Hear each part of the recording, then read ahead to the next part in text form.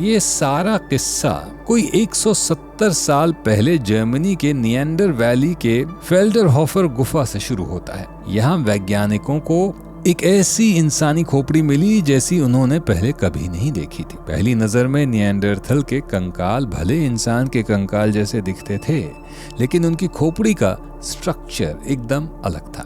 उनकी खोपड़ी का पिछला हिस्सा काफी लंबा था, उनकी भौहें अधिक उभरी हुई थी, चेहरे आगे की ओर निकले हुए और पसलियां छोटी, गहरी और चौड़ी थी। इसके अलावा उनकी आंखों के सॉकेट बहुत बड़े थे। हालांकि ये साफ नहीं है कि उनकी दृष्टि हमारी दृष्टि से अलग थी या नहीं। ठंडी शुष्क हवा को नम और गर्म करने के लिए उनके पास एक बड़ी नाक थी।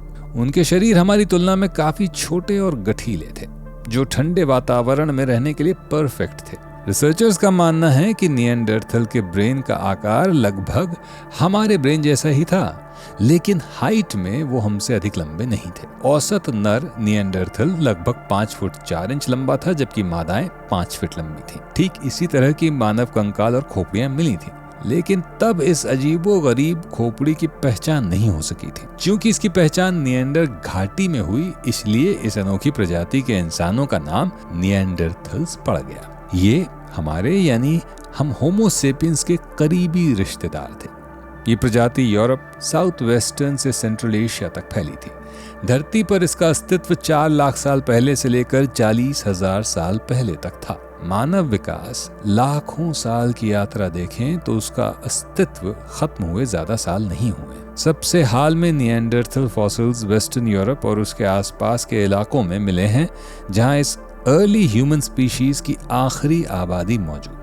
20वीं शताब्दी की शुरुआत में यूरोपीय शोधकर्ताओं ने इस अजीबोगरीब खोपड़ी को देखकर ये नतीजा निकाल लिया कि ये किसी आदिम आधुनिक मानव की है और किसी विकृति के कारण उसकी खोपड़ी ऐसी पीछे से लंबी हो गई होगी। एक थ्योरी ये भी चली कि निएंडरथल आधुनिक मनुष्यों के प्रत्यक्ष पूर्वज थे और हम उसके वंशज। लेकिन फॉसिल रिकॉर्ड और जेनेटिक डेटा के अध्ययन से साफ पता चल गया कि ये इंसानों की एक विशिष्ट प्रजाति थी, जो हमारी मानव प्रजाति के फैमिली ट्री में केवल एक शाखा के रूप में विकसित हुई थी। इसी फैमिली ट्री की एक दूसरी शाखा के रूप में हम होमो सेपियंस भी विकसित हुए थे। लेकिन हमारी शाखाएं और हमारी टहनियां सबसे ज्यादा मजबूत और सबसे किस्मत वाली साबित हुई। 2010 में जारी निएंडरथल जीनोम अध्ययन रिपोर्ट से पता चला कि ये शाखा करीब 6 लाख साल पहले ही हमारे परिवार के पेड़ से अलग हो गई थी। शुरुआती दौर में निएंडरथल को आदिम,